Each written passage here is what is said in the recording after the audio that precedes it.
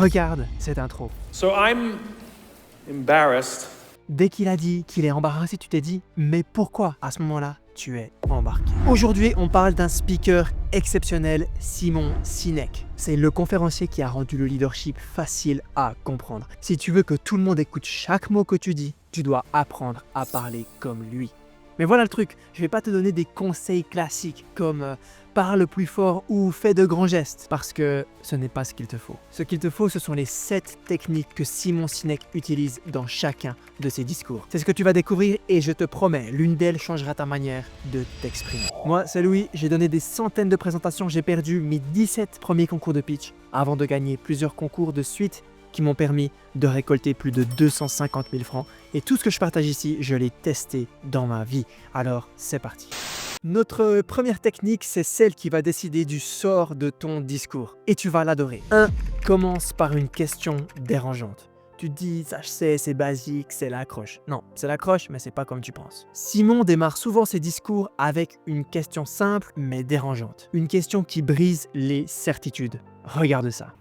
For example, why is Apple so innovative? Year after year after year after year, they're more innovative than all their competition. And yet, they're just a computer company. They're just like everyone else. They have the same access to the same talent, the same agencies, the same consultants, the same media. Then why is it that they seem to have something different? Why is it that Martin Luther King led the civil rights movement?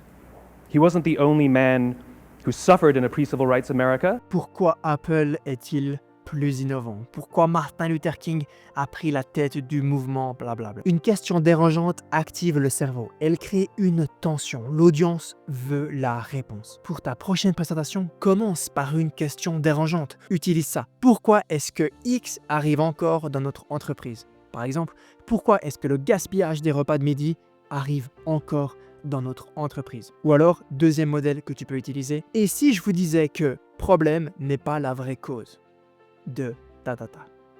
Par exemple, et si je vous disais que notre packaging n'est pas la vraie cause des ventes qui plafonnent? Cette première technique, la question dérangeante, elle va te permettre de faire décoller ta prise de parole. Mais c'est comme un passage de témoin. Si tu passes pas le témoin à notre deuxième technique, ton effort va tomber à l'eau. La deuxième technique, c'est commencer toujours par le pourquoi.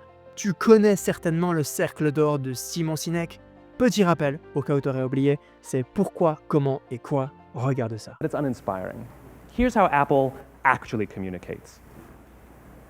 Everything we do, we believe in challenging the status quo. We believe in thinking differently. The way we challenge the status quo is by making our products beautifully designed, simple to use, and user-friendly. We just happen to make great computers. Want to buy one? Mais attention, ce n'est pas juste une technique de 2009, c'est une révolution. Et je te dis ça parce que je l'utilise tout le temps dans mes présentations. Quand tu commences par le pourquoi, tu ne parles plus au cerveau logique, tu parles au cœur.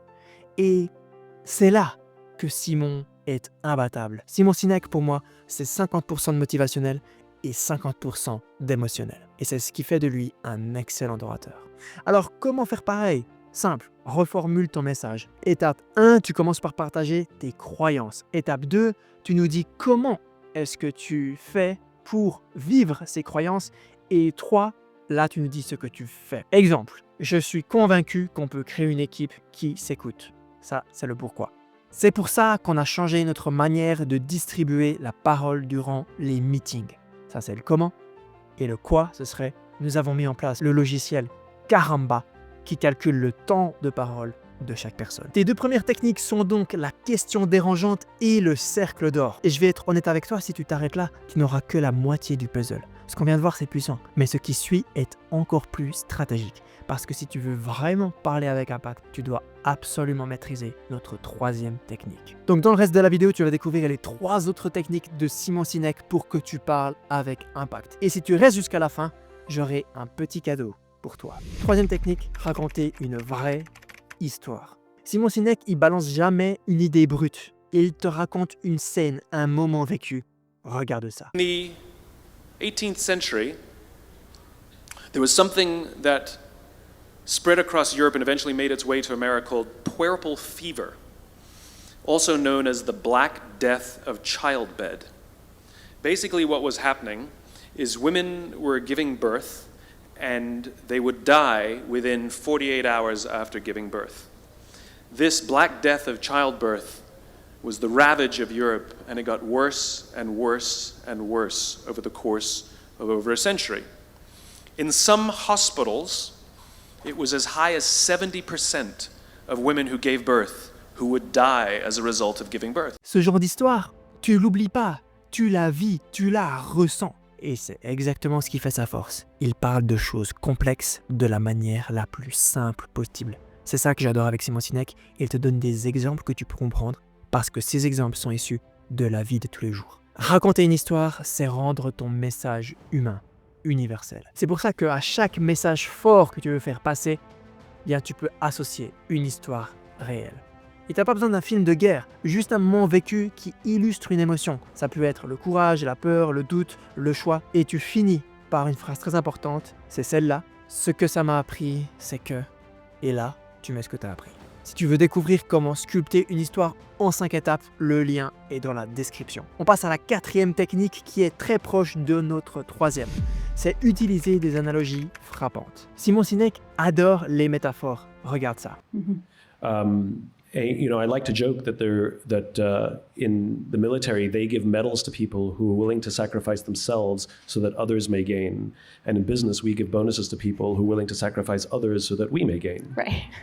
And dans l'armée, il donne des médailles aux gens qui se sacrifient pour les autres. Et en business, il donne des bonus à ceux qui sacrifient les autres. Ce genre de phrase, c'est extrêmement puissant. Une analogie, c'est un raccourci vers la clarté.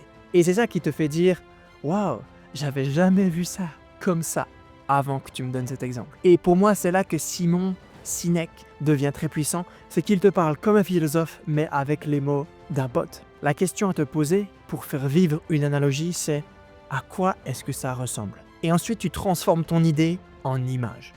Par exemple, une équipe, à quoi ça ressemble ? C'est comme un orchestre. Donc si chacun joue plus fort que l'autre, personne ne veut écouter. Là, j'utilise une analogie pour montrer qu'il faut s'écouter les uns les autres dans une équipe. Et l'analogie, tu l'auras compris, c'est l'orchestre. Bien, notre 5e technique, je la répéterai jamais assez, c'est répète ta phrase clé. Simon Sinek, c'est quelqu'un qui martèle ses idées. Et il le fait exprès. Dans son TED de 2009, il répète « People don't buy what you do, they buy why you do it ». Les gens n'achètent pas ce que vous faites, ils achètent pourquoi vous le faites. Il va le répéter plus de 14 fois en 18 minutes. 14 fois en 18 minutes, c'est absolument énorme. La répétition, c'est ce qui transforme une phrase en conviction. Et c'est ce qui permet aux gens de la retenir et surtout de la redire. Donc, trouve ta phrase clé et dis-la 2 fois, puis 3 fois, puis 4 fois dans un discours. T'as pas besoin de crier, hein. Juste tu ralentis, t'appuies dessus et tu observes les regards qui s'allument. Bien, 6e technique, allez, une de plus pour la route. Tu simplifies ton langage et tu poses ton rythme. Simon Sinek parle avec calme. Il a des phrases simples, des mots concrets et des silences. Et il dit souvent « Laissez-moi vous expliquer ». Puis il laisse du vide, il laisse un petit silence. Et là, tu tends l'oreille. Quand tu parles lentement, tu gagnes en présence. Tu montres que tu n'as pas besoin d'en faire trop. Et tu crées un espace où les gens peuvent vraiment écouter.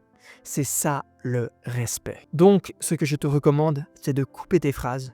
Parle comme si tu écrivais un texto, sans les fautes d'orthographe. Et surtout, ralentis quand c'est un moment important. Notre dernière technique, c'est terminer avec une vision claire. Simon Sinek ne conclut jamais avec des bullet points. Il termine par une image mentale, ou alors ce qu'on appelle un appel à l'action. Par exemple, quand il dit « On suit les leaders, pas parce qu'on doit, mais parce qu'on a envie ». Version originale, c'était « We follow those who lead, not because we have to, but because we want to ». Et j'ai envie de te dire ici qu'une bonne fin, c'est un nouveau départ. C'est ce que les gens retiennent, c'est ce qu'ils partagent et c'est ce qui les fait agir. Ici, l'idée, c'est tu reviens à ton idée de départ, puis tu projettes. Comment on projette ?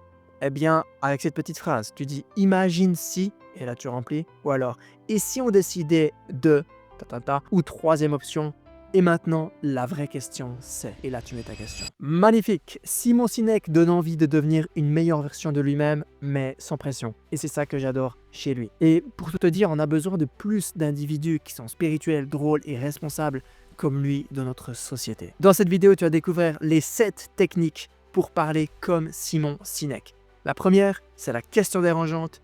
La deuxième, c'est le cercle d'or, l'histoire véridique, une vraie histoire, une analogie frappante, à la répétition, simplifier ton langage et poser le rythme. Et notre dernière, c'est de terminer avec une vision claire. Ces 7 techniques, ils les utilisent dans chaque prise de parole. Et tu peux faire pareil. Choisis-en une seule et applique-la dès ta prochaine réunion. Et tu verras, on commencera à t'écouter différemment. Bien, le petit bonus, c'est un projet sur lequel je travaille depuis plusieurs mois. Je ne l'ai jamais sorti au grand public, mais aujourd'hui, j'ai décidé de le faire. Ce que j'ai créé, c'est un jeu simple mais révolutionnaire pour t'améliorer en prise de parole. Et le but de ce jeu, il est simple, c'est de donner à tes mots l'impact qu'ils méritent. Comment y jouer? Tu choisis une boîte mystérieuse, tu lis cette boîte et tu la mets en pratique pendant 5 minutes, puis tu changes de boîte. Je te mets au défi de jouer à ce jeu pendant 30 jours et le changement dans tes discours, ce sera le jour et la nuit. Le lien du jeu est en commentaire. Une fois que tu as cliqué, tu entres simplement ton mail, nom et prénom et tu es prêt à jouer. Et je vais finir sur ça. Si tu veux obtenir le travail que tu mérites, commence par donner à tes mots l'impact qu'ils méritent. Ciao.